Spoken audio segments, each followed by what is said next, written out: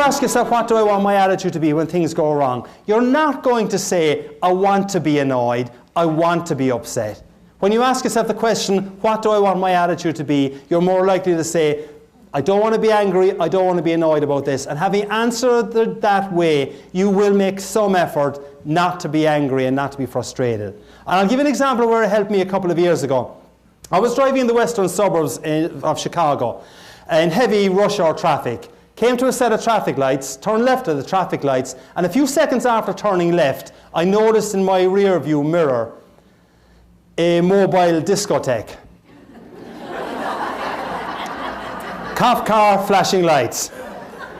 So I pulled to the slower lane, he pulled to the slower lane.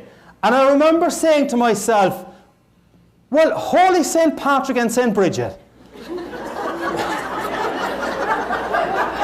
Bit of respect there, please.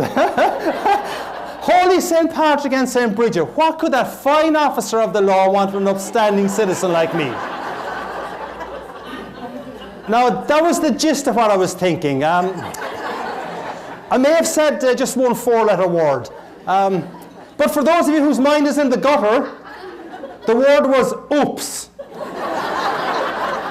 Which, as you all know, stands for uh-oh, police, stop. Right. So I pulled into a little small parking lot at the side of the road, and as I was pulling in, I said to myself, now why does he want to speak to me? And the only reason I could figure why he might want to speak to me was when I had turned left at the traffic lights. They were slightly red, but not by a whole lot now, mind you. So he is there on his computer checking me to see if in my case I'm a member of the Irish Republican Army, or even worse, a Cubs fan. Go White Sox! I have to tell you, depending on who I'm speaking to, I obviously try and put in a kind of an answer to that gets a reaction. But when I was speaking up near the Green Bay area a couple of years ago, I made the comment that the cop was checking to see if I was a member of the Irish Republican Army, or worse, a Packers fan. I didn't think I would get out of that room alive. So he was there checking my computer to see what my record was like. And I asked myself the question that I said you should ask when things go wrong. So I asked myself the question, what do I want my attitude to be? And I said there's no point in being antsy and annoyed about this. He probably doesn't understand the concept of slightly red lights.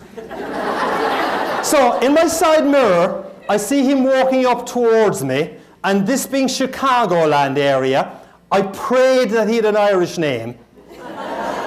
I prayed that he had this vision of Ireland, that the roads are still unpaved, that milk is brought to the creamery via donkey and cart, and that traffic lights, if they exist at all, are, well, basically advisory. I look up. Officer Schmidt,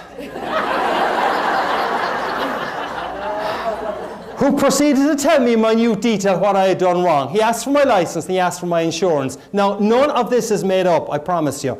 I had asked myself the question, what do I want my attitude to be? As he is looking at my license, he says to me, sir, I like your attitude. I'm thinking, woohoo, I'm getting away with this. Then he looks at my insurance and he says, sir, your insurance certificate is out of date. My wife normally looks after that, officer. He smiled. I think he realized he was dealing with one more administratively incompetent husband.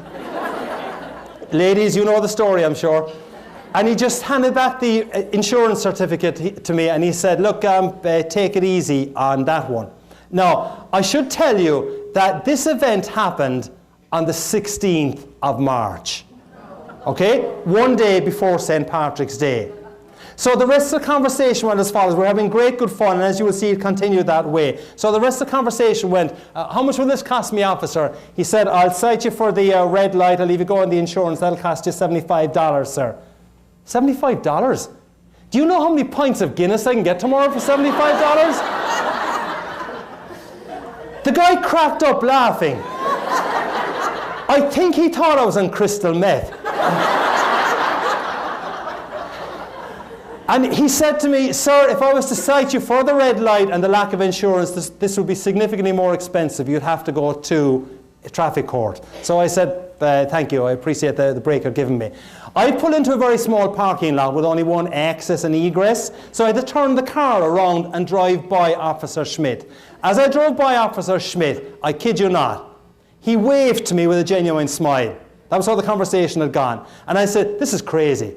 This guy's waving to me with a genuine smile and he's after fining me 75 bucks. And I waved back to him with a genuine smile saying, this is really crazy. He's fined me 75 bucks and I'm waving back to him. But what Officer Schmidt, though, would not have known was that for only $75, I had got a really memorable anecdote about the importance of asking yourself a really powerful question when things go wrong. And when things go wrong, and they will for every single person in this room at some stage, the question to ask yourself is, what do I want my attitude to be? It's a powerful question. If you get stuck in a traffic jam on the 88 this afternoon or 3:55 or going home and there's nothing you can do about it, ask yourself the question, what do I want my attitude to be?